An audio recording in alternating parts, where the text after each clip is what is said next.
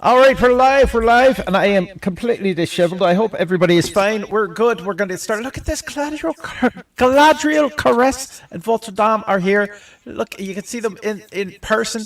I am the Love Doctor. This is the Love Doctor live stream, and I have just got. Do I have? I may have makeup on me, and I apologize. I think my nails look fantastic at this point, considering that I was dead. I was legally, well, filmically dead about an hour and a half ago. So that was. I even got injured. It was pretty amazing. I'm not. Hello. How's everybody doing? You know what? I haven't poured a drink yet. We've got Christian Major. Well, yay! There we are. We're good. I'm here to slight echo, but if it's not bothering anyone else, then I'm not going to give a hoot on it. I could have said something curse that was harsher, but we're gonna. Hi, how are the two of you today? Just great. Your echo gives you like a mighty godly resonance, I gotta say. There we are. All right, closer to God. That's what it's the French. They call it an orgasm of petit mort. So that's also closer to God. Joshua Curtis with half a beard there. Hello, Joshua. Thank you very much for tuning in. I still got to pour the drink here at this point. For those who have no idea what we're doing, we're answering your questions about love, sex, and relationships. Just got to hear this pop though. Oh, there it is. Such a beautiful so sound. satisfying. What is delicious? I hope the that is. By the way, this is not sponsored whatsoever, but this is Monkey 47, which somebody gave me as a very lovely gift. I noticed it in the opening credits too. It is the world's best gin, and that's because I'm a gin drinker, and that was it. I mean, I really love a lot of gins. Look at this. We get Russian with hello from Scarborough. We have hello dolls, Danny. Oh, love you, Danny. Looking fabulous in your photo as well. Look at how fucking deadly the two of you are. Galadriel, what are you drinking tonight? I'm drinking whiskey as usual, but tonight I have a very, very lovely Highland Park 18, which was a birthday gift of a few years ago. There we are. So this is again. These are not paid sponsorships. Votre Dame. They get mad at us. I'm well over halfway through a little beef eater with lemon water, so keeping it pretty simple on a Sunday night. Oh dear God, girl, why are you doing that to yourself? That's not. Because I spent too much money at the bar, so I drink like a poor person. You see, the thing is, you get drunk before you go to the bar, so you only have to maintain.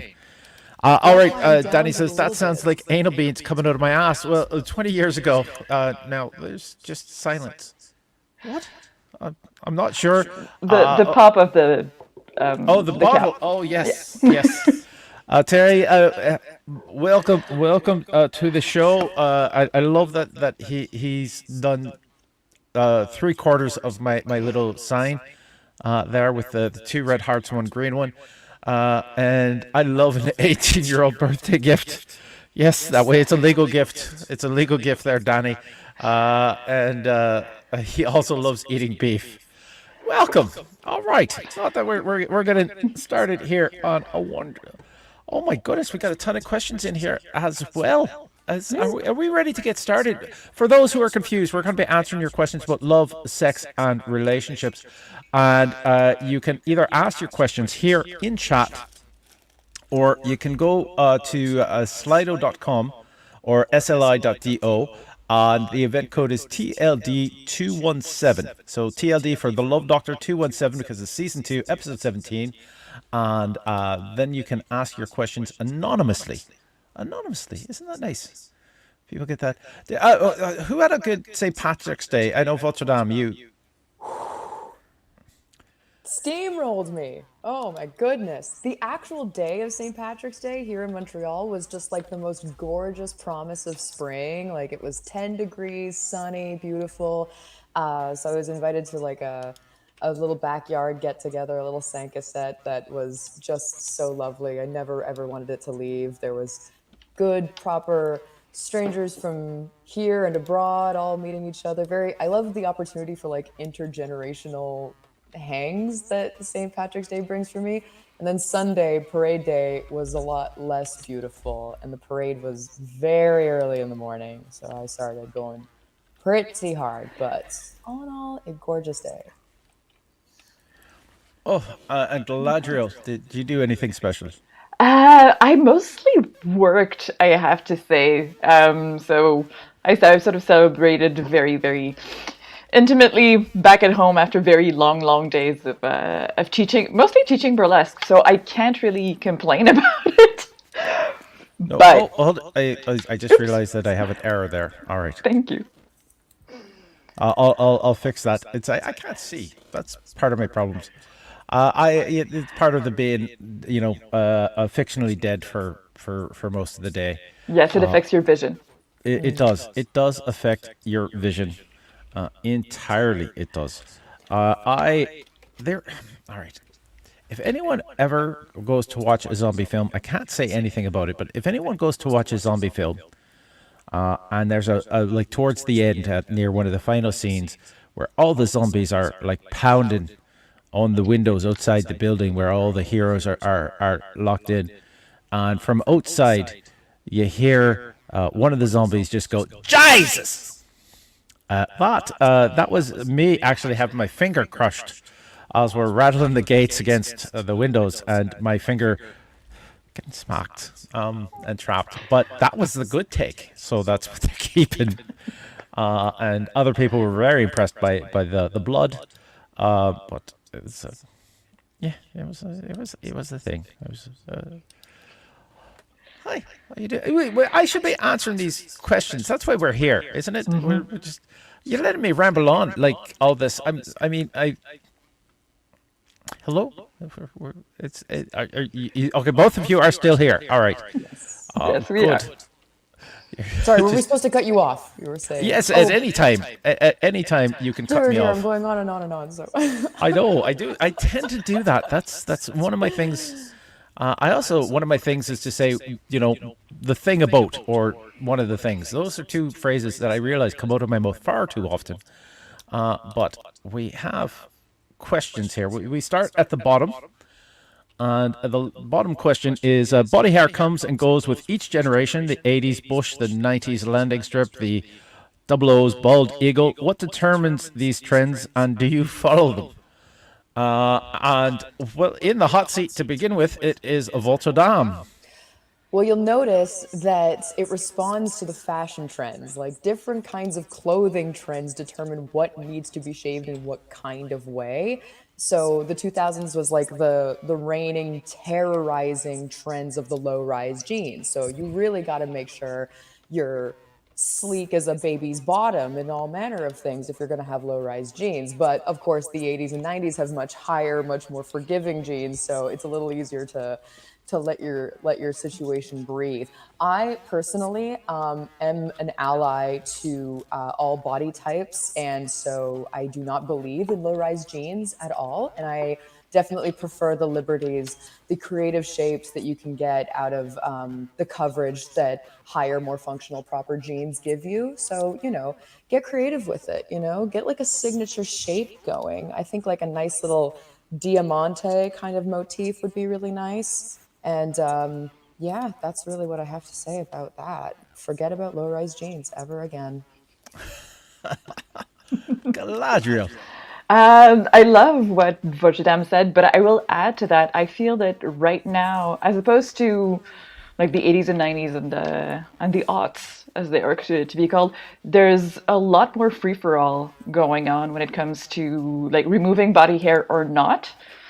And I love that because it gives so much more individual freedom, and you can, let it grow out everywhere if you want. You can like pick and choose. You can like go bare in certain areas and let it all hang out in others. And I really, really love that like body freedom.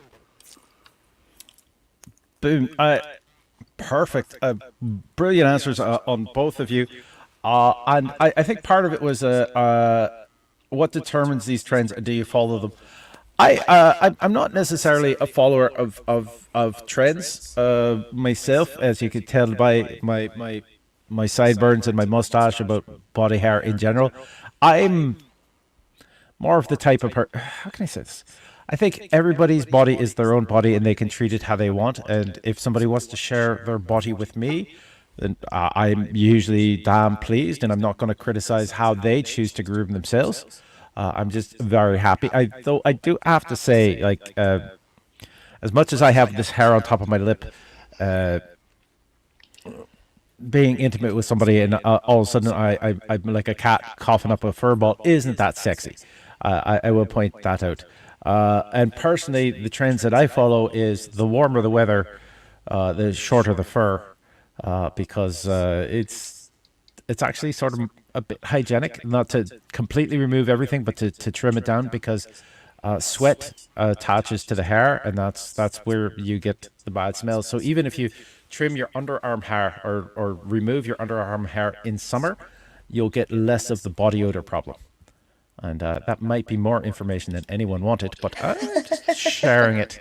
I completely agree. Do you guys remember the trend of like dyeing your armpit hair like different colors or like adding glitter to it? I don't know. I Maybe vaguely remember post-pandemic that. summer Yes, is the time to I bring that remember back. glitter beards, but not glitter armpits. not glitter pits. Glitter pits? Would they be called glipits? Glipits? Just... Hi. Sorry. I thought that might have been a comment about how much I love to eat. No, it was a comment about my inferior gin taste. There it is. Well, now I understand that. That makes a lot more sense. All right. Context. Context. All right. Underwear. We need to have. What? A need to have or nice to have? All right. And I'm in the hot seat for that one. You know what? Underwear is a personal choice, so everyone makes their own choice. If depending on the clothing I'm wearing, will determine what I wear underneath. If I'm wearing a three-piece suit, then I'm probably going to be decked with the extra layer. But if it's summer and it's jeans, you know what? I'm actually, the reason I wear the hat is I'm balding, and so all the jeans I own are buttonfly jeans because I still want to feel the breeze in my hair. But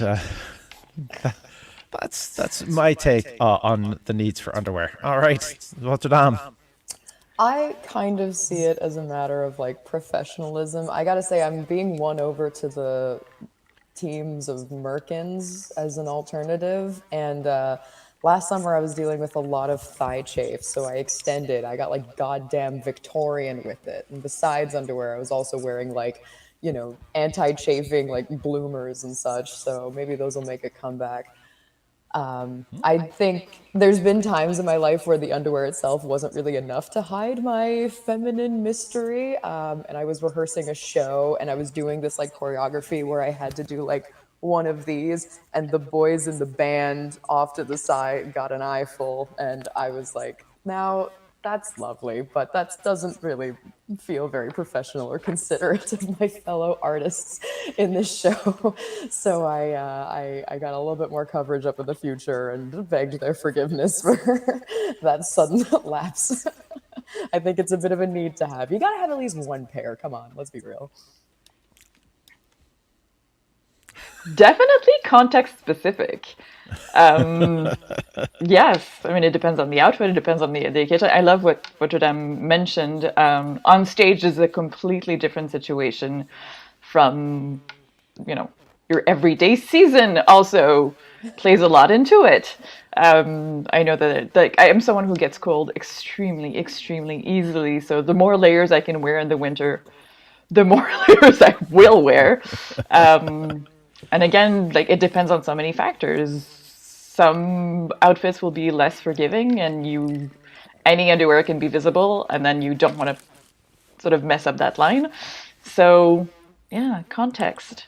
But I will say, if you are routinely not wearing underwear with certain pieces of clothing, make sure that you wash them regularly.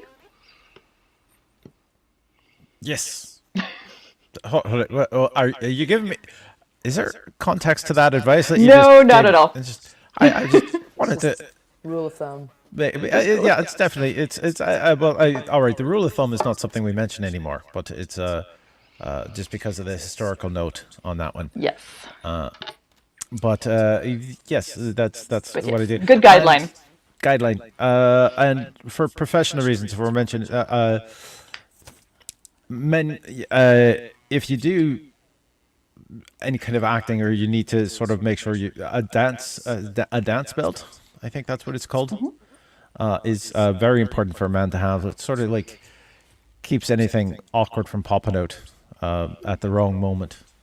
So it's I am, as much as I like the idea of Tom Petty and Free Ballin'. No, Free Fallin'. That's it. Sorry, I mixed that up. There is, I do have a good series of comfortable underwear and a dance belt for those occasions. We're getting nods and smiles. All right, you are learning too much about me at this point in time, and I've not had enough to drink. I want to think of there's people. Show. It's a good We're all show. friends here. We're all Exactly, and there's new people to the tuning live in stream. as well. None of it surprises exciting. me as new information, anyhow. It surprises you as new information. None of it does. No. Oh, none of it does. None of it does. So I'm an open book. I'm easy to read. And the next question we have here, talking about easy to read, somebody decided to give us a paragraph and a half. I really like this girl, but she identifies as polyamorous, and I have done it in the past, but now I'm looking for a monogamous relationship as I am looking to settle down. She likes me and has said she would be willing to try it, but I can see hesitation in her eyes when she speaks. Should I wait and see if she can be with just me, or is this holding her back from her truth? Galadriel, you have the floor. Ooh, that is such a juicy question, and I love having these conversations. Actually, I would say my impulse would be to say that people cannot necessarily change who they are. So if you really like this person who is polyamorous and what you're looking is not that at all, it's very possible that down the line, one of you will be extremely, extremely unhappy. There's this concept which is openly discussed in polyamory, but also applies to any relationship, the new relationship energy, where both of you are like super into each other and everything feels possible. You, to some extent, have to be wary of that because it doesn't last, and it can make you commit to things that you wouldn't commit to otherwise. So I would advise having a very, very honest discussion. And it's hard because feelings are involved and because both of you obviously probably want to be together. But if at this point you're really not looking for the same thing in the relationship, to me, that would be kind of a red flag. Boom. You know what? I have to agree on that. Though I do believe there is a triangular scale I often compare it to the scale between between being gay and being straight, like because Kinsey reports that 10% of all people are born gay. I believe that there's 10% of all people are born straight, and then everyone else is somewhere on the line in between. And since that's the 80% of people, like they could be grouped towards the end, but there is that little thing. Now, if you match that to like polyamory, I'm saying there's a certain amount of people who are born who are just hardwired to be polyamorous. They're going to love the people that are important to them. Then there's people who are monogamous or have that special love for that one person. And then there's people who have open, just they're open, they're almost hedonistic. Love doesn't really naturally factor into it, but they want to share their bodies with many people. And I think everybody is somewhere among those three things. They could be far at one corner or not, but if you're sensing the hesitation, I would say trust your gut. I think Galadriel's advice was very correct. I would respectfully disagree that like people can never change, because I really do think that beautiful relationships, like fulfilling relationships, are such a point of growth And the best relationships are the ones where people grow together, and you can do a lot of growing together. The person who's asking this question shows so much like consideration for this person they clearly adore and really see a future with. But I worry that there's like a bit of projection going on where you met this girl who says she's willing to give it a shot. And this idea that you see hesitation in her eyes, like it's good to be sensitive to that, but it's also important to take people at their word. And I think she's so lucky to find someone who is interested in seeing her inner realities as well as listening to how she feels and asking quote unquote experts on various live streams for advice on these things. So she's worth pursuing, and you should definitely take her at her word.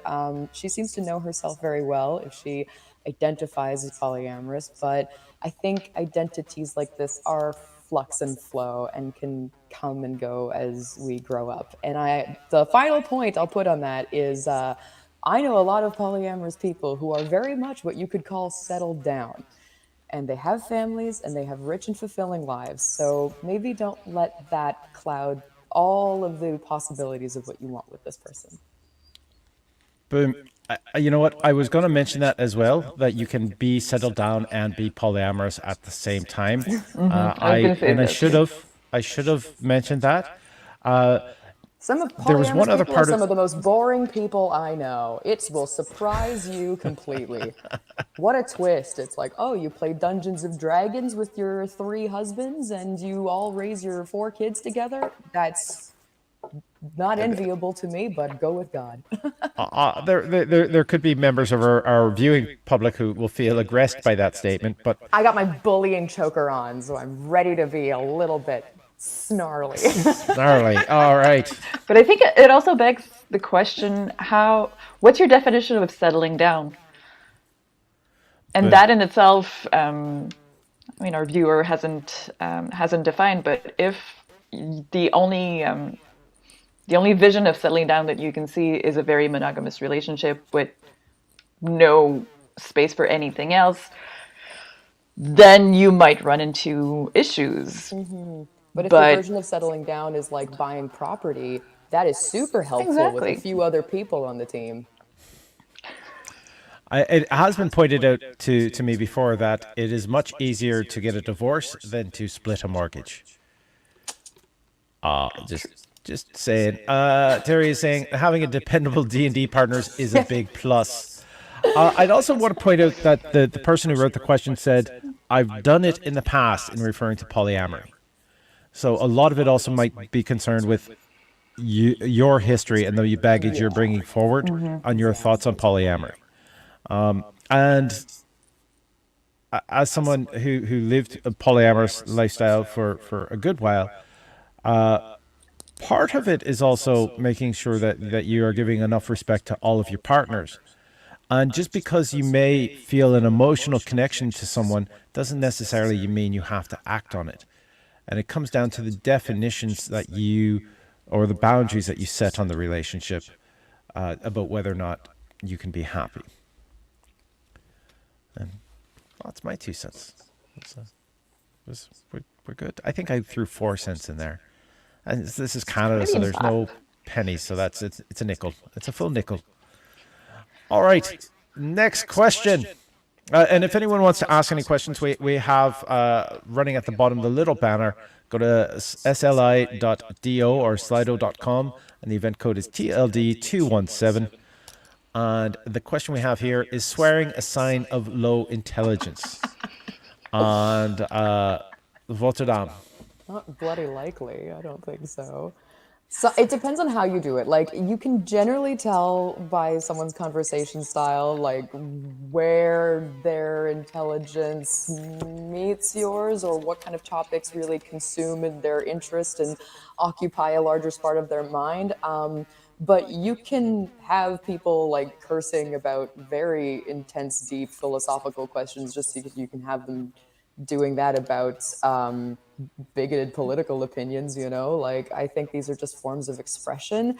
I notice about myself that when I'm a little socially anxious and when I'm a little like buzzing with nerves, I tend to get more salty mouth, which is like a weird reaction to have. So I just try to catch myself and listen to that. Like, I don't know why I have that response, but I'm trying to be more sensitive to it because some people have weird reactions to different curse words that I like to use. And I know curse words in 2 languages, so it's hard to censor myself. So I just try to mind my manners and Just be 2. sensitive to that All right. in mixed company. Galadriel. I don't think it's a sign of low intelligence. Again, I think cursing can add so much nuance to your discourse that it depends. If the only way that you can express yourself is by flinging swear words without much context, then maybe I would question the person's intelligence a little bit more, or maybe they're just really, really shy and are uncomfortable expressing themselves. But as a general rule, it's not. It is colorful and spicy, and that's what we want in life. By the way, talking about spicy, you are very sparkly tonight. Thank you. Your background, your top, your glasses, perfect. Even your hat. Yes, I am a sparkly person. Very sparkly person. You wear it well. Now, my answer to the question is fuck no. Is swearing a sign of low intelligence? Now, and here I was about to say the thing is, in the early 90s, I was hanging around with some punk musicians who may or may not have been straight edge. I'm not sure. They wouldn't drink with me, but I don't know if that was just they were against me or not. They actually said something that made me very much think. If you swear a lot, it's because you can't find the right words. It's not a sign of a low intelligence. It's a sign of a poor vocabulary. And I'm also very much adamant about the thought that in overusing swear words, you're lessening their impact when you finally do need to use one. And that's the only thing I would say. I would say you can be very intelligent and swear. I don't know why sailors are why is sailors the benchmark for swearing? I'm not sure, but I actually heard an old man swear, and you know what? Context and emotive context on a lot of things.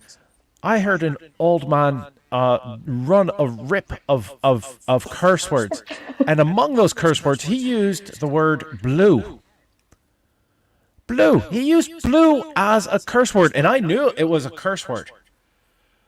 But I was 5 at the time. It was like poetry listening to this man just rattle off all these curse words. And I was trying to pay attention, but it was hanging from a dock at the time. It's a complicated story. But this man used the word eggs and blue and all kinds of things that probably are not politically correct to say because he had bumped his head. But it was poetry. It was magical. And it was definitely, I know the gentleman, very intelligent, very thoughtful person. And thus, it said, that's why it was much more shocking, was because he saved it for that point. And very appropriate. We're hitting upon the idea of like there's intelligence as in like your wit and your world knowledge and all that, but there's emotional intelligence, right? Like there's also this like sense of like how you express yourself and how you're able to like articulate your feelings. And clearly swearing has a huge role to play in that. But if it's like someone you care about and they're going to express themselves with a lot of salty language in front of your parents, for example, you'd be like, hey, you don't have a lot of emotional intelligence right now. Like that does make you look dumb. Even if it was the most astute and important observation of the year. What was it? Lenny Bruce, kind of along the same lines, had a quote. Well, Lenny Bruce is a very influential American comic. He sort of changed the comedy scene. Was sort of a rival to Mort Saul at the time too. But it not so much in the language, but in the accent that thing said. He said, like, if Albert Einstein sounded like he was from Georgia, no one would be talking about the theory of relativity because they think he'd be referring to his cousins. Oh, yeah, that's funny. And I think contextually too, my question is always, are you able to say sort of the same thing without swearing. And if you go through the exercise and you realize that you're using swear words because there's a joy and a release that come with them. There's actually a word especially which if you're worked up, right? Like, yes, there's actually a word that exists that escapes me right now, but that expresses like the release that you experience when spewing profanity. And catharsis? no, but it is cathartic. It can totally be cathartic. And I think that with that in mind, if you're able to still express your ideas otherwise, then you're fine. But you can choose to swear because it feels good.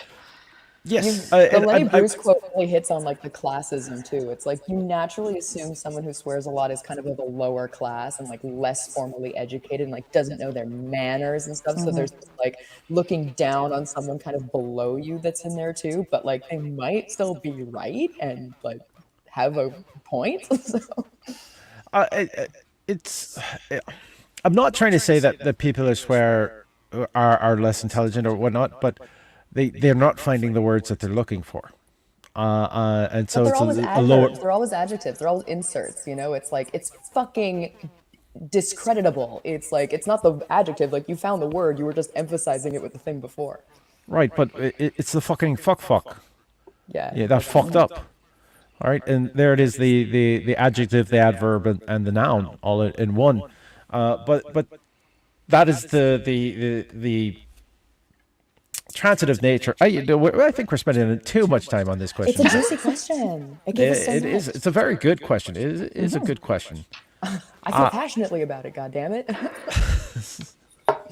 So your swears are weak, if that's how you express passion. I would say cunt more often if you let me.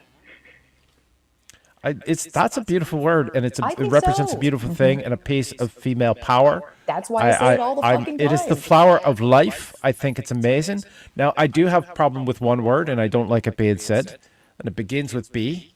And for me, Oh, well, that's our word. We can use that word. I can't. And the main thing is it's a gender specific swear word, and it's used to denigrate men, and I don't understand that. You know, anything that says like that is used to weaken people by saying by using that word, like that's comparing them to women. My mother was a woman, and so I consider those to be very strong people that I have loved. So. Because your mother was a That's why I bitch. avoid Is that the word. comparison point? What? I think it's interesting that it's become an empowering word for women. Like since the second wave of feminism, they've been like, "Yeah, I'm a That a bitch." Britney thing? All right. Let's get. We're moving on. Should dating profiles include food allergies and food restrictions? Yes. Sure. It's just one more way for people to be judgy and bigoted and stuff. But yeah, sure. I think it depends to which extent. Like for example, and it's not necessarily an allergy, or some could call it a restriction. I think if someone's vegan and it's really part of who they are, I think that should be mentioned. However, I don't know if someone's lactose intolerant. I'm not sure how relevant it is to be put like first, you know, or if someone's allergic to shellfish or nuts. Is it really relevant in like striking a conversation with someone? Is this going to be something that you run into later in the potential relationship that could create a problem? I don't think so. So if it is something that is more of a lifestyle, I think it makes sense because it will inform a lot of your life choices. Mm-hmm. And I could see like serious incompatibilities rise, but for other things, it might not be so relevant. All right. I you know what? I think I sort of jumped the gun on that one. I believe Galadriel has said that better. But I think lifestyle ones such as being a vegan may impair that because I met with a vegan who told me I smell like cheese because I'm a milk drinker. So I think that might be a way for them to ward off people that they wouldn't be interested in. I just also And feel like a lot of people would see vegan and be like, "Oh yeah, you think you're better than me?" Like, especially people just are so cruel to each other on these apps for no reason. It's just like one more way people can be like quick to dismiss people or like get in their DMs just to have these arguments for no reason and tell them they're wrong and stuff. But yeah, well, those Galadriel's are the people you absolutely block right right that like away. there's so many like I'm thinking like not only lifestyles like veganism, but like if you're of a faith that observes and practices like different dietary restrictions, that's something you kind of want to like consider and have respected. So that'd be good to have up front. Now, Terry is saying that peanut butter allergy is a deal breaker. Christian Major is also peanut allergy is worse. It's a dead giveaway. Emphasis on the dead. Hey, that's There's mean. well, no, there's a comedian in Montreal by the name of Darren Henwood who occasionally on stage will relate the situation where his then wife. How can I say this? I can't remember if it was a birthday or something, but before heading off to work, she woke him up with some oral pleasure. And then as he was waking up, he felt pain and noticed like a spreading rash on his penis. And like he's panicking and he called her up and accused her of cheating, giving him an STD. And then when he got to the kitchen, he saw the peanut butter jar was on the table. He said, "Wait, did you have peanut butter before you went?" And she said, "Yeah." And he was, "Oh, all right. I'm just in anaphylactic shock on my penis."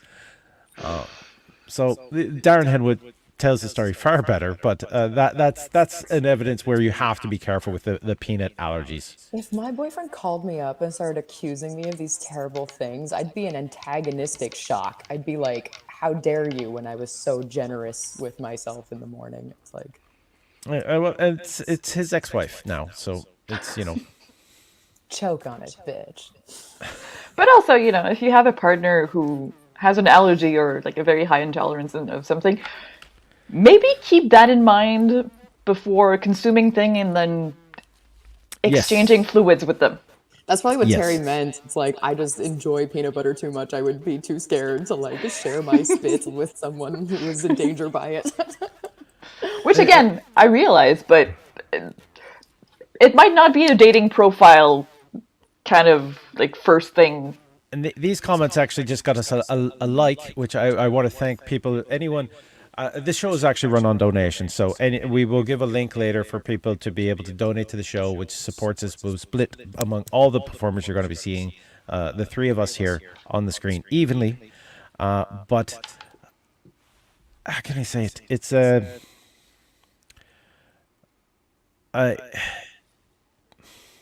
That's what I'll put on my dating profile, though. Like, would you give up shrimp for me? Like, am I? yeah, that's just it. There's a lot of food. I had a vegan friend take me to this place that did a vegan pho, and there was three of us there, and the other person was allergic to shellfish, and asked, "Oh, okay, so this is vegan then?" And they said, "Yeah." And I said, "All right, great. That's awesome, great. So there's it's not going to be touching shrimp anyways." "Oh no, it's made with fish paste." Oh. And so this vegan friend had been going there for a year before they brought us there, Oh no. and find out that the vegetarian pho actually contained fish paste. You played yourself. Yes. I have and, these there's friends who just started dating, and one of them is a practicing vegan, and then the person they just fell in love with is Lebanese and is like allergic to everything vegan substitute, like everything soy, everything chickpeas, all of these things, and like really knows how to cook super well, like some beautiful meat dishes. So the true love is so strong. My friend the vegan is like, I may go back on this just a little bit. This is after being so preachy for so long. The spell has been broken by true love's kiss. there's plenty of reasons to go vegan, but we evolved to be omnivores. right? We could eat anything and sort of survive. I sometimes go vegan for Lent. It's a good lifestyle change. There we are. Actually, Christians are not are only supposed to eat meat, I think, 3 times a week, and then fish separate from that at least twice a week. I never heard that in my life. That's so interesting. Well, I'm older than you are, Yes. so it's fish on Wednesdays, fish on Fridays, and there's 3 other days that you can have meat, but the other times it's all plant based or should be plant based. But the North American culture, the post industrial culture, started having meat being readily available, and thus we started eating meat every day. And our evolution is yet to quite catch up to that, and hence the problems that so many people have with. I'm not. We just lost some viewers. I'm not anti-meat. I just want to state I'm not anti-meat. All right, the next question we have here is, my boyfriend works long hours and often just wants to relax when he gets home. I'm fine with that and have come to terms that weeknight date nights are not going to happen. But when the guys invite him out after work, he magically has all the energy in the world. Am I the problem? Galadriel, you get that. Oh, Do I you want any of have. that reread? No, but at the same, I have so many questions. Like, do you, the person says their boyfriend, do they live together? Do they not? Does not having weekday date nights prevents them from seeing each other? There's a lot of nuance in there that I would love to have in order to be to have a more specific answer. That said, hey, it's time to have a conversation.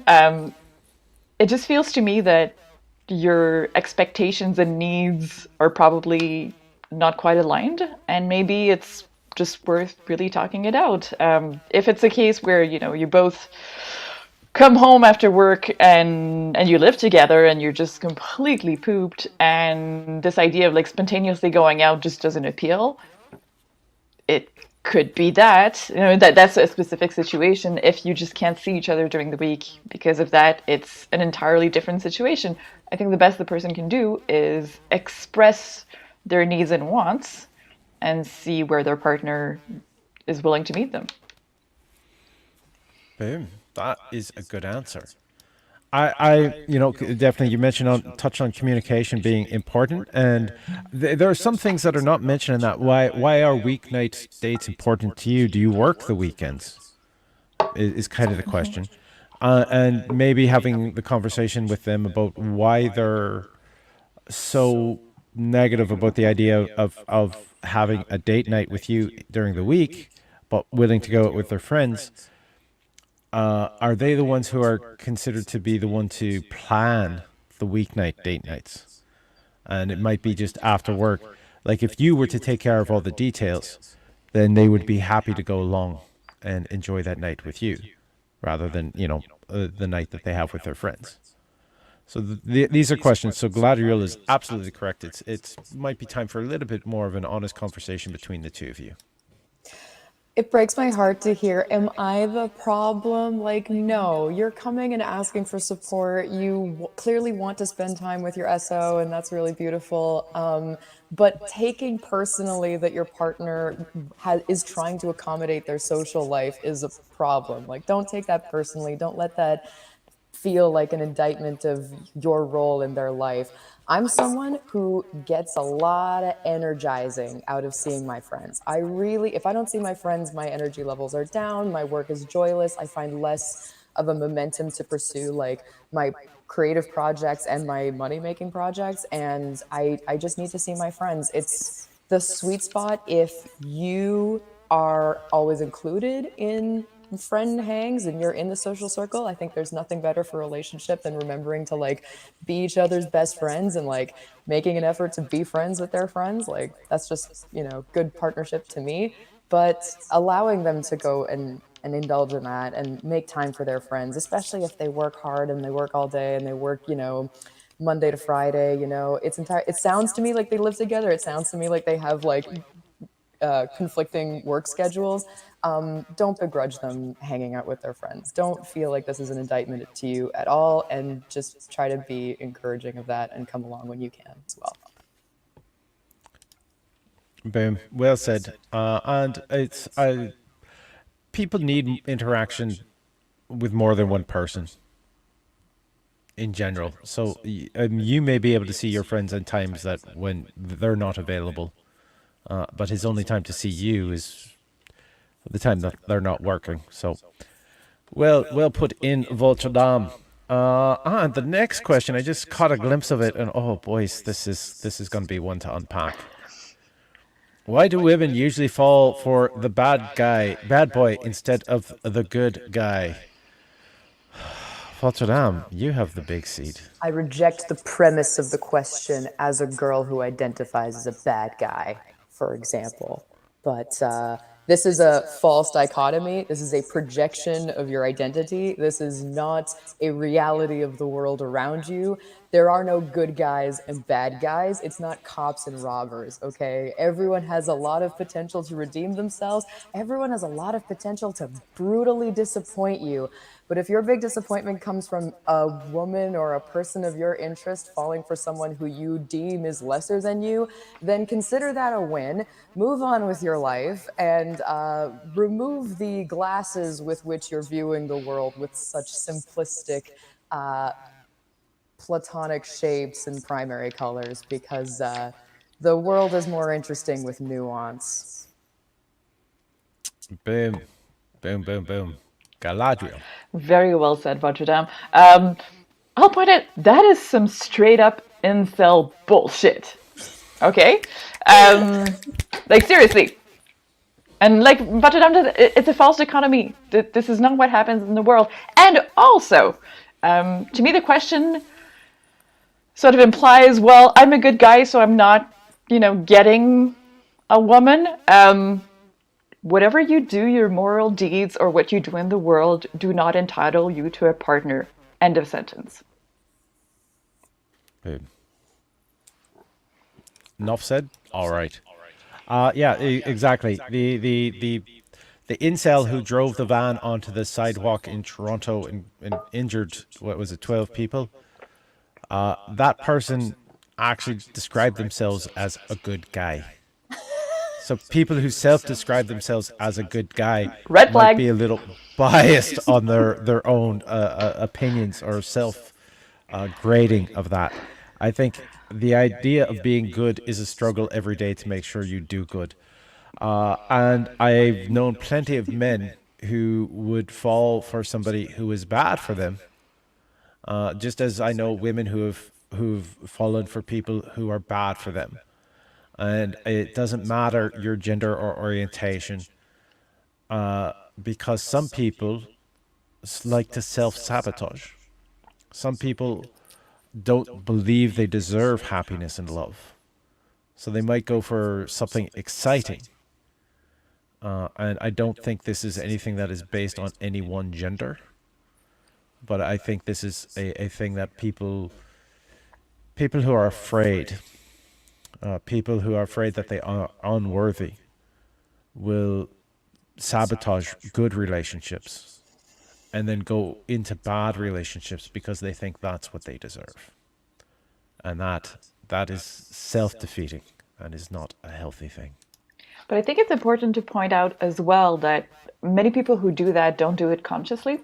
If you were raised in an environment where love was entirely conditional, this is all you know. Mm-hmm. So this idea that someone can, take you for who you are simply does not exist.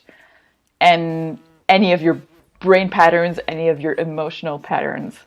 And so what you think love is this like weird dynamic where it might be like given, but like withdrawn, and this entire dangerous game of like, the bad guy or the bad girl, gets a lot of traction there, but it is never a question of, making a conscious choice to not go for someone who's good for them. Yeah, I would also say, like, not to give too much credit to this, again, like, bad faith question that is burying the lead. But I think as women, we've been fed a lot of stories from older times where marriages were arranged and your femininity was a bargaining chip, where there's a redemption arc where you get this, gnarly beast who becomes a prince by your love. You have to like go through this challenge, and at the other end there's this valiant hero waiting for you. So we are kind of maybe unconsciously like conditioned to be like, I can fix him, or he's not like that when we're alone, or I find this very exciting, or like, there's all these other like reasons. But again, it's a false dichotomy. Like, the world is not fairy tales. Like, plenty of people who've made bad decisions can be redeemed through love and can make beautiful futures for themselves. And that does not mean that girls go for bad guys at all. I'd like to point out that my first wife, who I'm still friendly with, I won't say specifically what it was, but found a flaw in dating me and worked on fixing it. And when she fixed it, I was no longer interesting. So that was part of the reason why we broke up. So that is, Votre Dame is correct that there is a societal programming and expectation that goes to influence people in who they do interact with. I'll just add one thing, because I think it's important to, like, whatever your gender and who your partner is, pay attention, because again, if this person is treating you extremely different when you are alone together and when you're with others, that again is a huge red flag. I feel that I keep saying that tonight, like huge red flags, but yes, just pay attention to that. You're like, whoever your partner is and whatever their like bad good orientation could be, or whatever, how you see it, just make sure they're consistent, because that means that you're not being manipulated. Boom. We just recently, the past 2 weeks, we did a bunch of giveaways because we hit the 100 subscribers. We're over 100 right now. Amazing. And we're probably going to be doing some giveaways coming up, maybe one next month and one the month after that, to help celebrate and grow the channel. So I did mention about supporting the channel by going and to the link tree, which I'm just going to bring up here as soon as I can find out where it is. That's it. The link tree. Look, I'm my own control room here. If you go there, the first thing is buy a drink. That's how you can donate. Now, we understand that not everybody is back to full work right now, or maybe $500 is burning a hole in your pocket if you're living in Quebec and you got some Lego bucks. Right, you can the go Lego bucks. If you can donate, you can. If you can't donate, that's fine too, but please try to make sure you subscribe, recommend us to a friend, because that helps grow the channel, which is very important. And and chat, say hello in the chat, like so many people did, because that is helpful to us as well. I'm so strapped right now because I paid my fringe fees. I have a show in the Montreal St. Ambroise Fringe Festival, and I never win the lottery. I had my slot left over from 2020, and I deferred from last year, and I deferred to this year, so I didn't have to do the lottery. I just had to pay them the full sum up front, and that was a paycheck and a half, so please donate to the live stream. Boom. All right. Girls just want to have fun. I just wanna make art. we could take some more questions as well. We got some here. We don't have that many more left. So let's start with this question and see if we get some more in. Can we start making breakfast dates a thing? Oh, and I have the hot seat. Fuck yes. Votre Dame. Hell yeah! I love coffee so much, and I'm my truest self. So if you can't handle me at my 2 cappuccinos, you don't deserve me at my 3 tequila shots. Boom. And it feels like you just have coffee. All right. Fully agreed. Why aren't they a thing? You get delicious food, you get coffee, if you're into coffee, or you can tea or whatever. And if it's the weekend, you can get it a little crazier too and take more time. And A few years back, when I went back on the dating scene, I did actually have one like breakfast date. It was on a weekend, but it was still a breakfast, and it was lovely. And I had this moment of like, oh, this is nice. Civilized. Feels very, very civilized. I hadn't gone out for breakfast in the longest time because of my life. And therefore, no, it just felt amazing. So yes, please go on breakfast dates. Now, Terry is saying, excited to find out what you're up to for Fringe, Votre Dame. And yeah, tell us. Let's just kind of wrap up that question too. Is one of the things I suggest, because I work in the alcohol industry and promote people to drink, etc. But consent is very important, and no one can legally consent if they are impaired by chemicals or alcohol.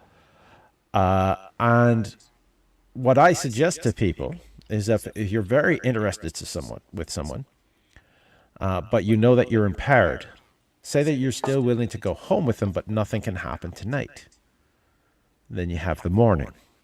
I mean, that's the only time I've had breakfast dates is when I have met a new friend, and then suddenly we're having breakfast the following day, and I have to come face to face with my choices in the cold light of day. Exactly, and it also adds that extra benefit. The Rachel Lark song and the Rachel Ellie song about fuck before you go eat. So you don't have the full stomach for the the romantic. There's something dinner. to that. Yeah. Yeah. I think that doesn't Definitely. There's at least two songs about it. Oh, Marge, are we gonna have dessert or are we gonna have sex tonight? I don't know. It's one or the other. Sometimes having the dessert is necessary to have that like little sugar energy rush. All right, no, just me. All right, just. Fat man with bad cardio. All right. Let's keep that pointed out. All right. All right. Oh, there's the full question. If you choose to answer, all right, there's no pressure to answer this one. But feel free to pass if you wish. Who said I love you? Who said I love you first in your relationships? I guess this must be current relationship, but go ahead, Galadriel. Ooh, I'm on the hot seat. Historically, I've never been the one to say I love you first. However, and I hope my partner, forgives me for sharing this bit of our life on air. In my current relationship, I delayed, and it was sort of implicit between my partner and I that we wouldn't be using these words as they can be used to cover all matter of sin, if you think of it. And we were both really, really trying to redefine what a relationship can be after having like long, significant relationships in the past, and like trying something new with new parameters. It led us to express our feelings in much more creative ways, because if you don't get to say I love you, how do you express your appreciation for someone? You need to be extremely precise, extremely specific in what you choose to express appreciation for, and that's delightful. Like, I honestly would recommend for everyone, I'm not saying like don't tell your partner you love them, but try to be a little more specific, and maybe don't rely on I love you so much. And maybe, go into details. What do you appreciate about them? How do you feel when you're with them? And being able to put words on that is so rich and so delightful. So in my current relationship, I was the first one to say it. But it felt very, very natural, and it wasn't, at that point, so much of a scary thing, because it had been expressed in so many different ways. So that's my answer. Boom. I thought that is great. I love the creativity that you and your partner share in finding ways of explaining how. But historically for me, I've sometimes been the first, or I've been not the first. there was a time that that word was sort of verboten in my head. I never to say unless I fully, totally, absolutely commit for the rest of my life to say. That is the thing. Now, I think my last relationship, it was a very passionate night, and I said it, and it was a little while after that they said it, but neither of us heard the other person say it. It was That's so cute. they were having a very intense moment and weren't cognizant, I guess. And then later when they said it very quietly, and I didn't hear it. And then the next day, they accused me of not hearing what they had said, and I said, no, I didn't hear that. But when was that? And when they told me when that was, I said, well, a couple minutes before you were so exhausted and cuddled up against me, I actually had said it to you. And I maybe shared a little too much. But yeah. That's a sweet story, though. That is so cute. I mean, we had. Galadriel, I am in such a weird place with the person I love right now, so I'm gonna use your challenge. I'm a real words of affirmation gal, so I always love saying like, thank you, oh my God, like, oh, you remembered, that's so nice of you, like, oh, you did that thing that I meant to get at, like, I so appreciate that, like the little ways you can do and say the feeling of loving someone is such a good challenge, and I'm gonna remember that now. In my very first relationship, when I was like a little teeny bopper, I was the first one to let it out. But in my adult relationships, I have been on the receiving end of some laughably early L bombs, which I always took as like, this should be like a challenge. Like if you can say this to me and you don't need me to say it right away, then your love is true and generous and disinterested. But if you're saying this just because you need the security of hearing me say it, then that's not really what I'm looking for at this stage. So it's always kind of like a nice indication of like, okay, like you can say it and I'm not going to make fun of you or anything for feeling that way. I will graciously accept your love. But it shouldn't be the onus to like say it right back. Like that just feels a little bit adolescent to me at this stage.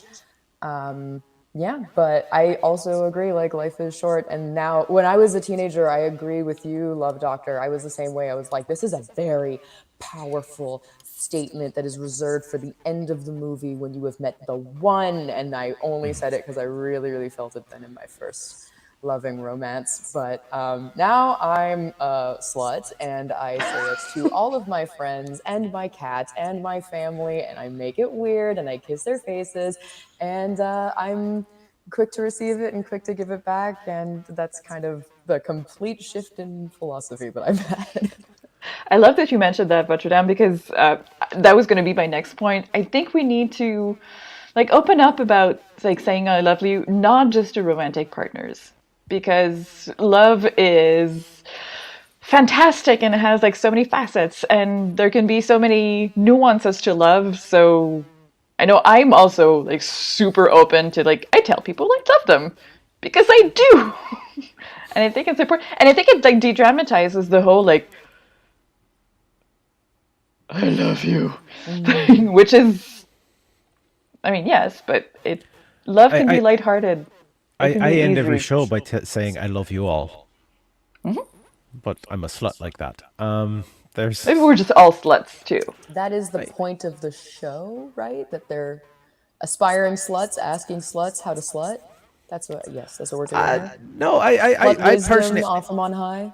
I personally just want people to be better and treat each other people nicer. That is my goal. If I could change the world in one little way, just one little way, is everyone to be a little bit nicer to each other.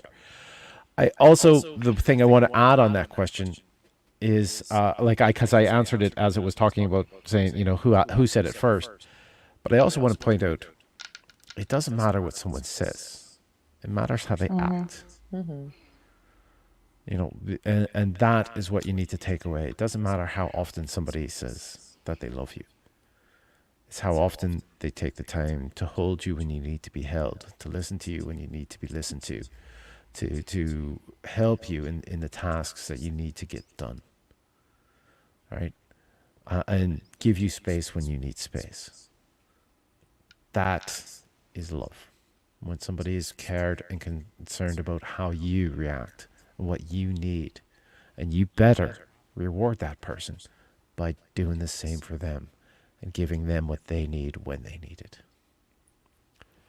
And I don't know why my voice is getting so quiet and serious. This might be the ASMR portion of this show. Yeah. The nighttime voice.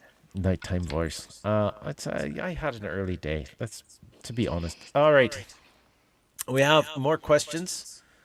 And the next question we have is, I noticed I enjoy the feeling of being pursued in the beginning of a relationship. I'm thinking my partner and I should do a thing where we meet up in a bar to see if he can pick me up again. Obviously, I'll go home with him, but maybe make him work for it a bit. Any advice? Well, John, you have the hot seat, the I big love window. this scene. I'm a bit of a theatrical little thing myself, so I love the idea. You should definitely do it. It seems like a way better date night than like an escape room or something like this. Like reignite that spark and like bring it in. I would recommend the incorporation of wigs, maybe a perfume you've never used before. Really like be like a new sensation to the senses.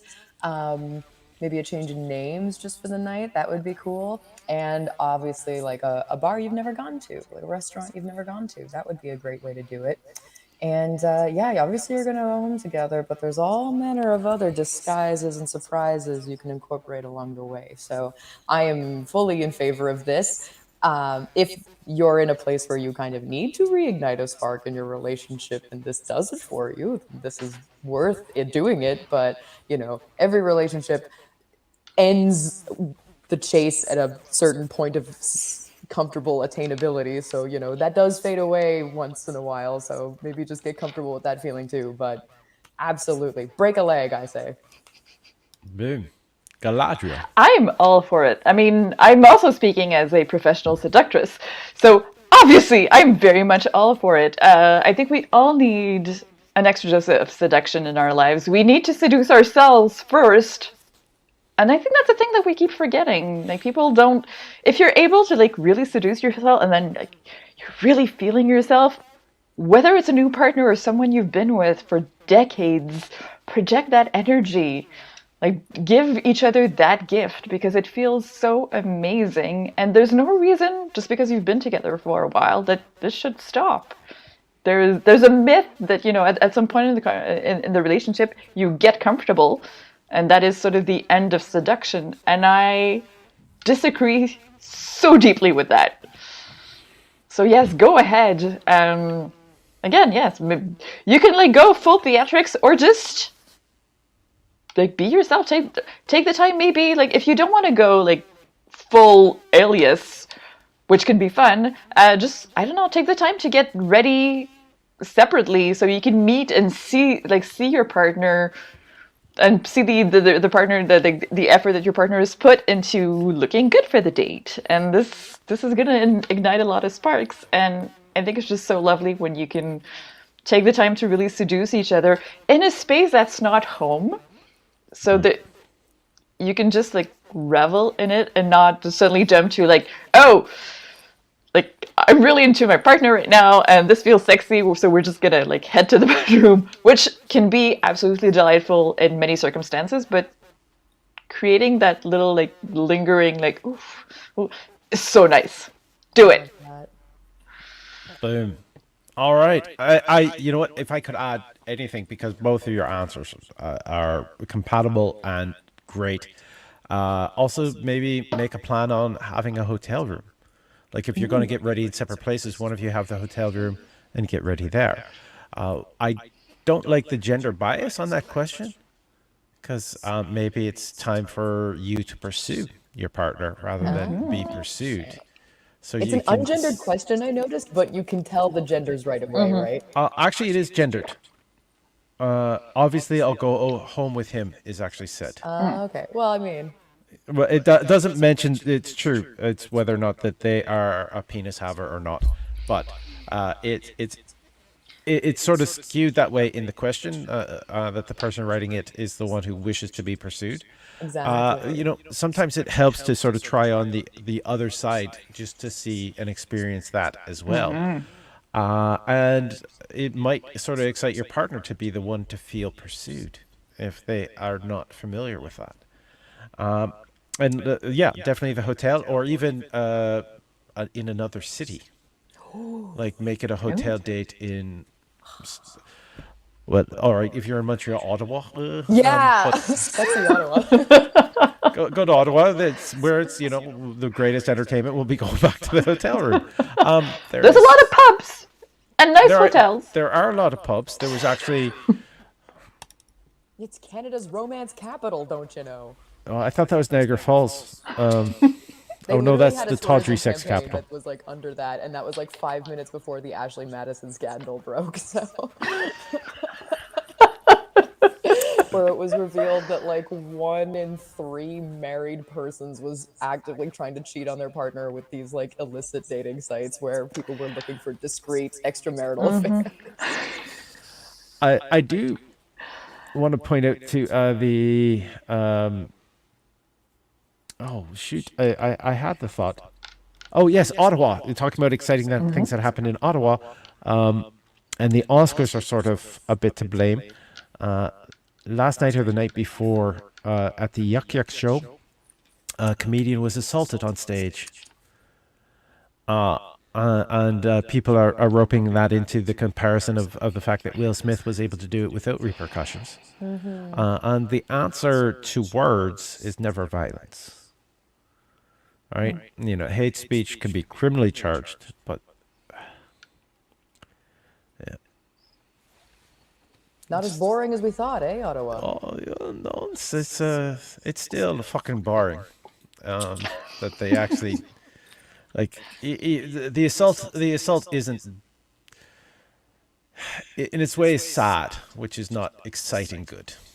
So all right, I surprised the person who was the victim of it is actually a fairly like built boy. Actually used to be on Punk'd and such. So it's Canadian comedy legend Rob Pugh, who is a very handsome young man. I'm comfortable enough to say that. So, a next question that we have is, what is a healthy amount of fighting between a couple? What is a healthy amount of fighting between a couple? Not too much that you don't want to stay a couple anymore. If you need to fight, you need to fight. I personally, I don't know if this is a trauma response or however you want to take this. I personally like to put myself in the other person's position if there's an argument. I'd like to understand where they're coming from and try to understand that and understand them, which I've been told is a very passive-aggressive way to argue. Is like trying to understand why they are upset. But at the same time, I think it is one way to work on it and move things forward and repair the relationship. Is if you can understand why they're upset, then you can address the core issues rather than just back and forth arguing.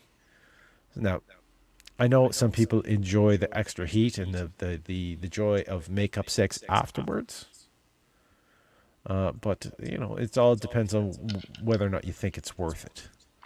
Vulture. I mean, we talk a lot about the love languages. The 5 love languages are, acts of service, words of affirmation, et cetera, et cetera. It's a really interesting school of thought that's like kind of like always living in my head and always giving me things to think about. So I think we need conflict languages. Some people really need to like take their space and be quiet. And some people find that like so punitive. Like, how can you ice me out like this? How can you stop talking to me? But like, if that's just your style of dealing with conflict, you don't have to take that personally. You just have to like know that about your partner. Whereas like having a little functional shout can be very cathartic for some people, and I think certain cultures embrace that more than others. I would say I come from very shouty people, so I need a safe space to just like be a little loud. But that said, like if it gets to a point of like threatening or like personal insults or a threat of violence, like that is unacceptable. So you kind of need to read your own comfort and like address like what kind of baggage you're bringing into a relationship, and like know exactly like where your standards are going to be in this relationship. But I prefer the security that comes in my last relationship. Like we were able to like have very short fights that were satisfying shouting expressions, not so much shouting matches, but we both just like get a little yelling out, like in the car was our favorite place to do it. And it would be over quickly because we could both express ourselves confidently, surely, articulately, and with a little bit of swearing. And it was over before we got home. So, and then we could just move on feeling so like, all right, wow, my blood is pumping. Let's have sex. And it was all very constructive. So you got to have good styles of conflict. You got to have matching styles of conflict. But if you're the kind of person who needs to blow off steam, go for a run, take your space, rant to your friends, all of that can be fine and healthy. You just have to like not begrudge the person like their ways of processing anger, because you're going to make each other angry. Boom, Galadriel. I find that so interesting, and I realize that I can only speak from my experience in this case because I'm not someone who fights. However, I'm someone with excellent boundaries, and I do not shy from difficult conversations. But I think the fact that I will routinely address things as soon as they become a thing, then it doesn't really leave space for a fight to evolve. And like knowing myself and my needs, if that would then become the subject of a fight, maybe I would view the relationship as not something that would work for me. Because, again, I want and need for myself and any partner, like, just complete emotional honesty. Which can also sometimes be, if you're someone who needs to just like a little bit of time to process, again, not storm out and like, but say like, oh, I need some time to process and I'll get back to you. So maybe that's just I don't even consider it a conflict style because that's just how I approach everything. But I do realize that it requires a lot. We were talking about emotional intelligence before. Like it requires a lot of emotional intelligence and self-awareness, which can be a struggle for some people. I think the only thing I will add is that if you find yourself fighting more than doing anything else in your relationship, and you sort of justifying by saying, yes, but fights are part of the relationship, maybe you need to reassess the whole thing. Because you should not be spending the majority of your time fighting. No. So that's what I have to add on the subject. Boom, which was brilliant. I'm sorry I was taking a drink and didn't have a chance to rearrange the windows. Yeah, but all of that is well said, and all of it will depend on I've been in shouty relationships, and they're not fulfilling for me. So that's why I take the time to sort of try to understand people. We have a comment came in that I didn't see yet. Is Christian Major is saying 0.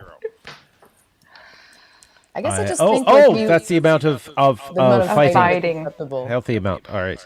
Yeah, 0. I just think but I will say it depends on the 0. Or anger, like anger is a natural feeling. Anger is going to happen. Repressing it is bad for your health. But Galadriel, you seem to have this like beautiful idea of like, I'm not going to let anything escalate.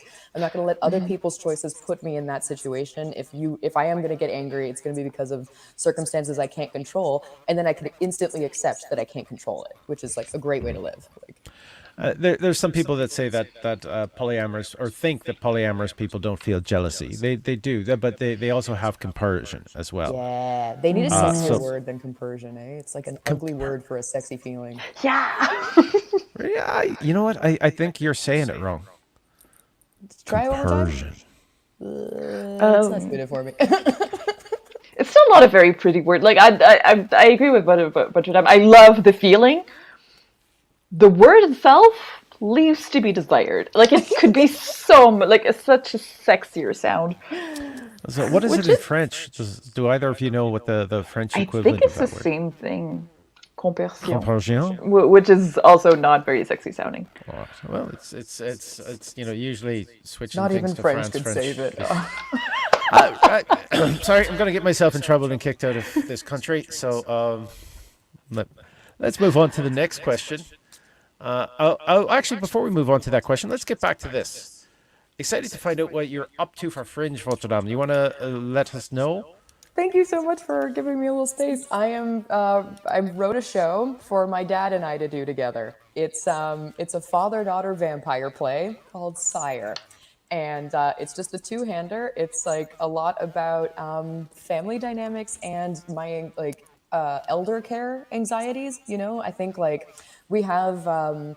A greater interest, I think, in the stories of families and how they work and, you know, little like dynamics that happen. But we also have this kind of like aging population and an aging population just having to take care of that aging population after it. And I've noticed that this labor kind of falls to women a little bit more disproportionately. And I was interested in looking at that. And I also have always wanted to make art with my dad, and he got me into like vampire movies and everything. So it's kind of a little expression of the best parts of our relationship as well. Canada has a great history with vampire stuff. Thierry is saying that sounds amazing. Thank That's you so much for exciting. asking. Votre Dame on Instagram that's updates will be there. We're actually running the donate is running along at the bottom now, so it's linktr.ee/Paul Ash. That's my manager, so he'll be able to take care of that. I also want to take a moment to put a little bit of a spotlight on Galadriel Caresse, who is an educator as well as a performer. Yes. Do you want to mention anything that you have coming up before we do these last couple questions that we have? Yes, absolutely. So for performers, especially burlesque performers, but I would say like anyone who has a performing background who's really, really interested in like pushing their art further, I will be doing an advanced workshop for the last weekend of April and the first weekend of May at Arabesque Burlesque. It's becoming my signature advanced workshop called Authenticity and Sensuality. And it just really digs deep. So my approach as a burlesque educator, but as a performer also, is to really tap into vulnerability in order to be able to deliver really authentic, like heartfelt performance, which sometimes, and I don't want to criticize like burlesque performers as a whole, but sometimes, and you see it when you see a performance where it's just someone wearing a fabulous costume, but they're not there, and their eyes and their face, you can sort of feel the disconnect. And I started teaching years ago with the premise that you could be essentially like not wearing anything. I've done the super striking acts where I was literally wearing a garbage bag or a sheet. But everything happened in the eyes and the face because the emotion was there. And this is what I teach students. So I have this like extremely exciting advanced workshop coming up, and performances coming up in May as well on the 5th. They're not announced yet, so I'm going to give a little bit of a scoop, but there is a really exciting sci-fi themed show on May 5th at the Wiggle Room, and a delightful rock and roll Babeland production also on May 26th that I will be part of. So we're just pumped that things are happening again. So come out, go see Burlesque. We Yes. get naked for your pleasure and moral edification. I'm a student at Arabesque Burlesque right now, and like 5 stars all across the board. I'm loving every second of it. I'm so angry it took me so long to get into it. And for people who want to follow Galadriel.Caress on Instagram, that would be there'd be information about the classes there, I suppose. Yes, absolutely.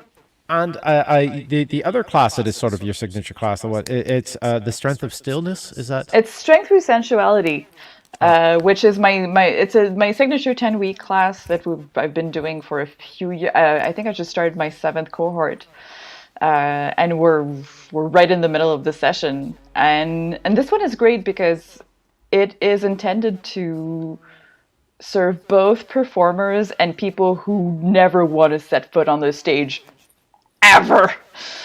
And it works for everyone. It's really a confidence building. We really take the time to tap deeply into how emotions live in the body and how it influences our breathing, our movement, again, our eyes, our facial expressions. So we work very, very strongly on presence. And presence is something that can be useful on stage, sure, but anywhere in life. If you just want to like be able to like stand, like sort of, whether you want to command a room or just, I don't know, walk to the water dispenser and like feel good, it works. It works. And that was a trick that was I learned from a. Hold on, another comment. That sounds amazing. Good. I think that covers both of them. That does. One of the lessons that I learned is for performance is standing still conveys strength. Stillness. Yeah. Stillness is the most. It's one of the most difficult things to learn on stage, and it is one of the most beautiful things, in my opinion. I still dream to this day to like create an act maybe where I just do nothing, and I stand there and look and breathe and live. And obviously I try to integrate as many of those moments, and I always encourage my students to do so. And we have these practices, and it's great to see how at the beginning, like creating a stillness of 3 seconds can feel like an eternity. But once you get you get the hang of it, it is magical. Like be able to just take a pose and not fuss and not try to think like, oh, but I have to like no, just be. Just be. All right. Now we've got at least three questions left, so we're gonna get to those. Speaking of ASMR, somebody liked my soft voice. Is it just me, or is the sound of a man's jeans hitting the floor sexy AF? Sexy as fuck. Galadriel. Yeah, I mean, I agree. Any pants hitting the floor is sexy as fuck because I'm not a big fan of pants in general. I think the pandemic definitely reinforced that, but I have a very strong like no pants inside policy because why? And it hasn't converted into a no pants outside policy. I think probably strictly because of climate. Welcome to Canada. Exactly. Right. Exactly. But I mean, clothes being removed in any sort of manner is a good thing in my book. Boom. I rushed to get ready, so I'm actually not wearing pants. That makes me really happy. Sorry, shared too much information. Votre. Or just enough. They're a satisfying sound. It's like a nice liquid jangling when they hit the floor. I'm always envious of men's pants. There was a fella I was seeing for a long time, and one of the first times we went home together, it was a bit all of a blur. And when we woke up the next morning to like go to work at like 8 and 9 in the morning, I texted him later that afternoon, being like, "Can you just like check your pocket real quick?" And he was like, "Yeah, what? How did my lipstick get in here?" It's like, dude, we wore each other's pants and we did not notice at all. Yeah, he had a great ass and was exactly my height, and I don't think I ever gave those jeans back. They are very satisfying. They are built Ford tough in a way my skinny jeans are not. So that's a lovely story. Boom. It's you know what? If I'm concentrating on the sounds of clothing falling, then I'm not paying enough attention to my partner. That's something I like to say. Though I do have to say, like, I usually am wearing a fairly large belt buckle, and when that hits the floor, that makes a very solid thunk. And not in the past tense of think, thunk. There is. I am punchy. I'm a little overly tired at this point. And I can imagine what it would sound like for the people who have the wallet change, the men's that have the wallet change, the men's.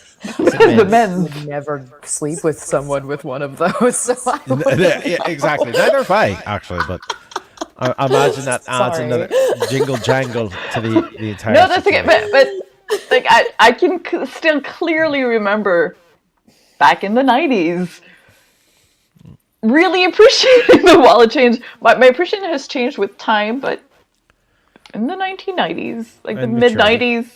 90s, it was a thing. Way too common. Yeah. But again, it's. I'd like to point out that when the clothes are dropping and somebody's there, I want to be paying attention of what's revealed, rather than the noises in the background. But boyleskers, take note. It's a percussive effect. Boom. So make sure that the music drops at that point, so it can be heard. And get a big belt buckle. That's what they say about big belt buckles. They need help keeping their pants up. There's what? I have no idea what I'm saying anymore. All right. Oh. All right. This sounds like a serious question. I get super wet when I grind my partner's leg, or when he goes down on me. But when he is penetrating me, not so much. It's almost like penetration turns the excitement down. Why is that? Different people get excited different ways. I'm in the hot seat, so I get this one first as a non-vagina having person trying to answer this question in a way that is both respectful and as about to be probably challenged on some thoughts. For some people, penetration feels great and is like the main sort of pleasure that they receive. But the majority of vagina having people, it is the clitoris that is the most sensitive part. And thus, when you're grinding on their leg or they're going down on you, they are focusing on your clitoris. And that is helping you get more and more wet than penetration alone would. Just to add, while you're receiving penetration, if you're touching yourself, you kind of get the best of both worlds. Galadriel. So I sort of want to go into like two directions here. Mention them I'm both. curious to see if the person who wrote it, I mean, if your grinding and everything is going flowingly, and then like lubrication stops with penetration, that can be a thing. If it just you go to penetration and it doesn't happen, then it's something else. Ultimately, though, and I have several friends who are actually sex educators, and I've like gotten a ton of amazing information on that. Personal lubrication can be super random, and honestly, at the end of the day, it doesn't really matter. Just find a lubricant that you like and go to town.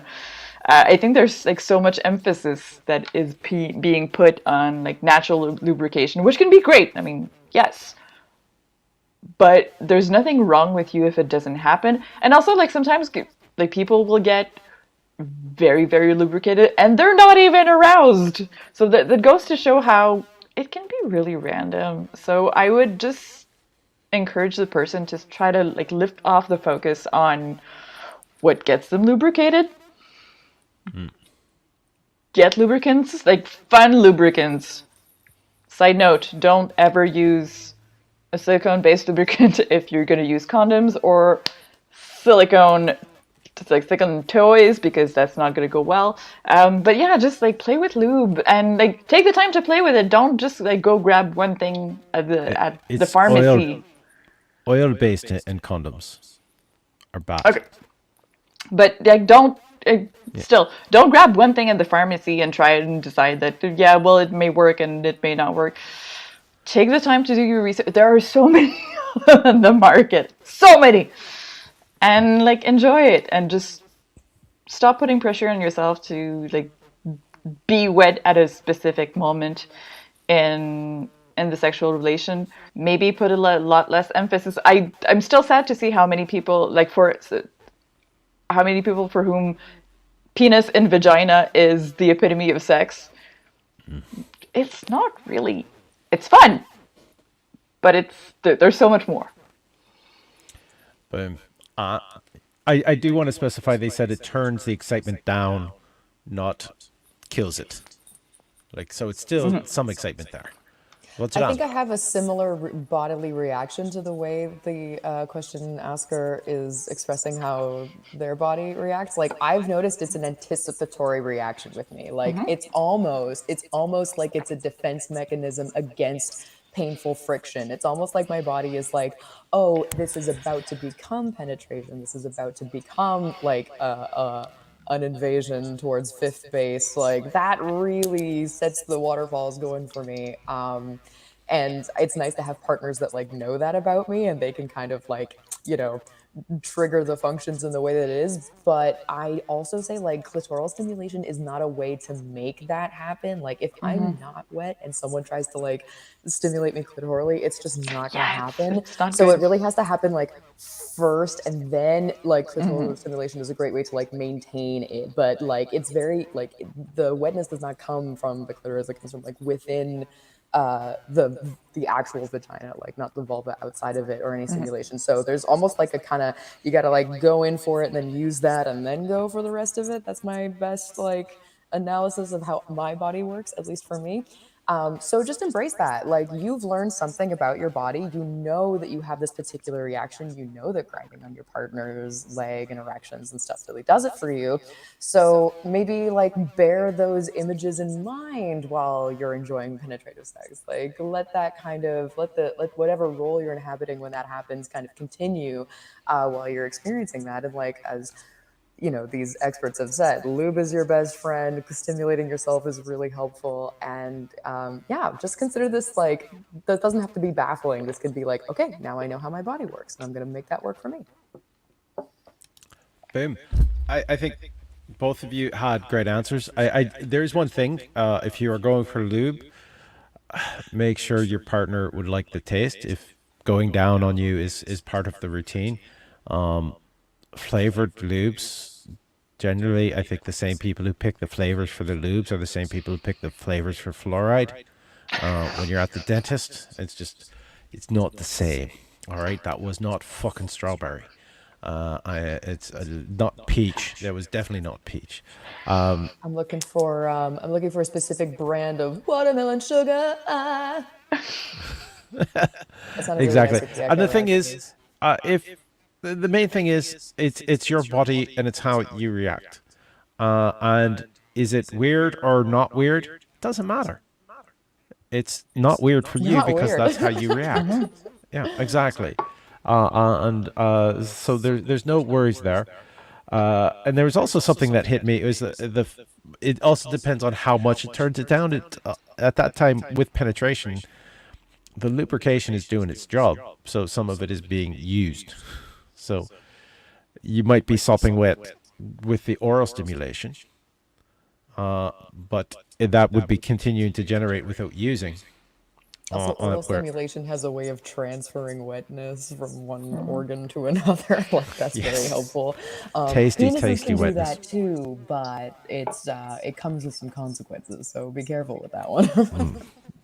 Very careful. 18 years. Oh, there is. All right. We get some more questions. Yes, we do. Are we ready for more? Yes. Or is there more anyone wants to add to that on my stupid penis having answers to the question? No? All right. No one. All right, good. I didn't do anything. I didn't say anything stupid. All right.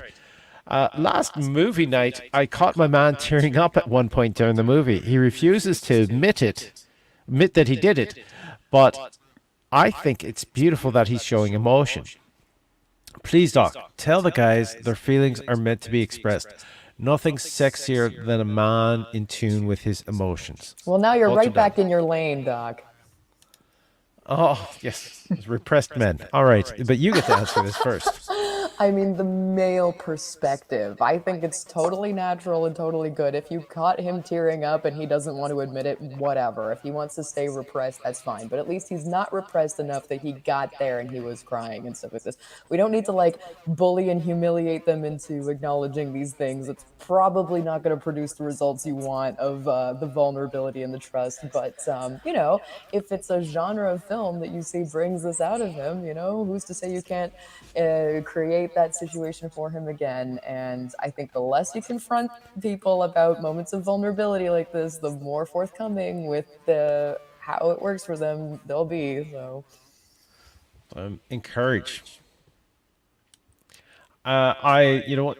Here's the thing. I'm a crier. I don't mind. I'm proud of the fact that I get verklempt, that I tear up, etc. Because there was a time that I couldn't. When I was a very young love doctor, I had one of my siblings passed, and my father's reaction in catching me being, you know, a bit snotty nosed and such, was the traditional male toxic reaction, and he wanted to make me be the big strong man that I'd grow up to be. And he said to me, he wouldn't want you to cry. And so I didn't. I didn't cry. I didn't cry until I was 21 and came to the realization that I lost my brother. My father lost his son. And that he was grieving and he was dealing with it in his way as well. And that taught me to respect that everyone sort of grieves differently, but also taught me that I need to address. And like I remember at my brother's funeral, one of my best friends, a female best friend, came up to me and gave me a big hug, said, "You don't have to cry, I'll cry for you." oh, So it took a long time to sort of get past that and get past that programming, and I became a very angry man as I grew older, until I came to that realization. So repressing feelings is not healthy, and learning to embrace them without shame is very healthy. And so I definitely would encourage your partner to do that. All right, now there we go. That's now you know why I wear sunglasses, because I'm crying all the time. All right, Galadriel. I mean, as someone who professionally teaches people how to feel their feelings, obviously I'm all for it. I think it raises a very interesting question about like the gender of feelings too, because in my experience, some feelings have been traditionally reserved for, I will use quote, but you know, women, and some are like men's feelings, and that is utter bullshit. And this just needs to explode. We are all human beings, regardless of gender. And as long as we're human, we should allow ourselves the beautiful, painful, ecstatic, huge diversity of feelings that exist. It is really, really hard sometimes to come to terms, because yes, it entails a lot of vulnerability. And I speak as someone who, like, for a really long time did not feel her feelings, because vulnerability was not something that I did. I was, you know, neutral all the time. I was, you know, I don't know, the embodiment of restraint. As you can see, this is totally no longer the case. I've gone like fully to the other side. But I think it's really, really important to start degendering feelings, essentially, because there are no feelings that are reserved only for one gender. That's so harmful for everyone. So let's stop doing that. You know what? There was a couple of things that came to mind. Is like female politicians are, you know, when they're being forceful, they're not called forceful, right? You know, whereas male politicians would be called forceful, or how they're reacted to, or a woman who's passionate about something could be considered hysterical rather than being passionate, and that is always. I hate the fact the gender bias that is thrown on that. and I recently called out two comedians in Montreal who were on the same show, who both had jokes about the fact that the mayor of this city rides a bicycle and isn't fixing potholes because she enjoys the ride, kind of thing. They were a bit more graphic in that. And my response was to say, I don't remember anyone talking about the quality and frequency of Denny Corder's, orgasms. So, like, fuck you and be a little bit smarter. Stop being a sexist asshole. So, which received a round of applause from 2 of the 40 people in the audience, but I don't care. I think it was important to have said. All right, we have one more question at this point. And the question is, what? All right, I'm feeling a little aggressed. My girlfriend doesn't like my mustache when I go down on her. I like my mustache. Should I shave it? On Galadriel. That's sweet. Okay. Wow. I have so many conflicting thoughts. One of them being a lot of doctors just like laid back. One of them being just simply on just like body autonomy, and you should do and wear and do with your body as you will. So that's one thing. That said, as a vulva and clitoris haver, I've been in situations sometimes where my male partner's facial hair has been uncomfortable. That said, it's not a like life or death situation. There can be adjustments and techniques. There can be other stuff that you can do as well. So sort of evaluate the situation overall. If you really love your mustache and you feel that it's a part of you, then don't shave it and explore like other ways to please your partner. That's totally fine. That's totally okay. If you're sort of meh about the mustache and you like going down on your partner more than you like your mustache, then maybe make that compromise. But at the same time, I kind of want to say, like, don't put your partner's opinion of your mustache as like the cause of what you will do. I think that's like sort of shitty responsibility to like put on your partner. Boom.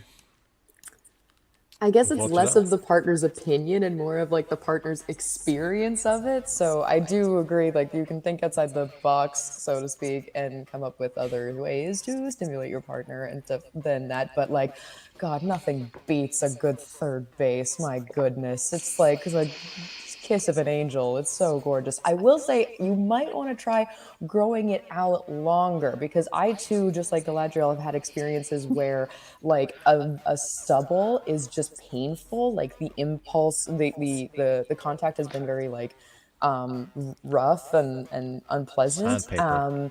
But so a longer, softer treatment of your mustache might actually make a huge difference and really be not unpleasant at all. It could totally enhance things. Yeah, a little bit of maintenance of that. You might want to like get it feathered out or like use the oils. I think they have, it's a thing, but be careful, it doesn't have any yeast infection causing things. And like, maybe just do some articulation exercises to get your tongue's range as far away from your face as you possibly can, and that might actually help. Don't give up on third base though, make it work for both of you. And I'm feeling like called out because I am someone who has like, shaved myself down there like at man's request just so he could go down on me and like enjoy it more. And like that's how bad I wanted to get eaten out. So it's not like I was like, oh, I'm doing it for the patriarchy. It's like, no, I'll do whatever it takes for me to take this box this week. You know what I mean? So there's that. It's not like you're doing it. It's not like let's be real, it's not life or death. You're not compromising your closest held principles as a man if you fluctuate about this. We all know facial hair comes and goes. So make sure your partner does too.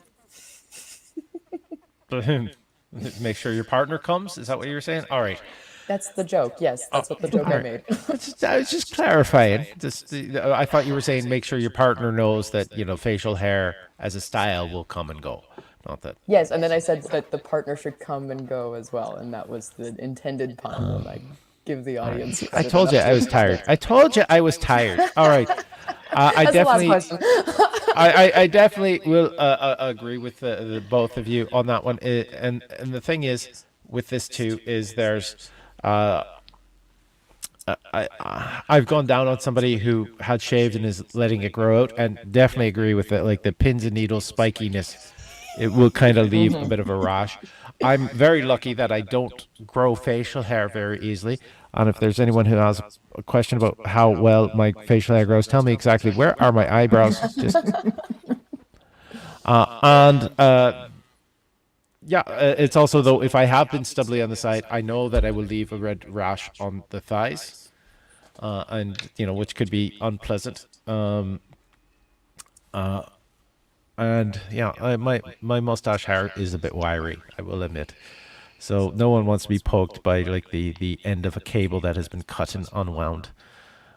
So especially on one of the most sorry for the descriptor in there, but one of the most sensitive collection of nerve endings ever. It comes down to being considerate to your partner about is the as Votre Dame has suggested that there are methods to look at, but there's also the consideration and what's most important for you and your partner and your relationship. Because I know I love to eat. I've never had anyone fully complain about the mustache, but Not all mustaches are created equal. I like getting it glossy. What? No. What? Just hello. That's it's a natural mustache oil. It's good. There's wow. All right. We are. I am a bit silly at this point, and I think that would be a good time to end the show. If you want to donate to help support the channel, if you can donate, the link tree is at the bottom. Everything that comes in the next 24 hours will be split between the three performers you're seeing here on screen right now. And if you can't financially support it, please support us by saying how much you liked it in the comments, hitting like, hitting subscribe. Make sure you subscribe to our YouTube channel. We've got a new goal to reach, so we can get a little bit more grip on those algorithms that YouTube has, and share it with your friends. Tell people that this is a fun thing to watch, and it's a fun way to get the answers that you need. I'm the Love Doctor. I love you all, and with me is my special guests, Galadriel Caresse and Votre Dame. Any final words? No. Thanks for joining us. It's been a beautiful Sunday night. It was lovely. Thank you so much. My pleasure. Thank you for joining me here. And for those who are watching, join us next week. Well, actually, YouTube, join us next week. Come by and watch. Maybe I won't be as tired as today.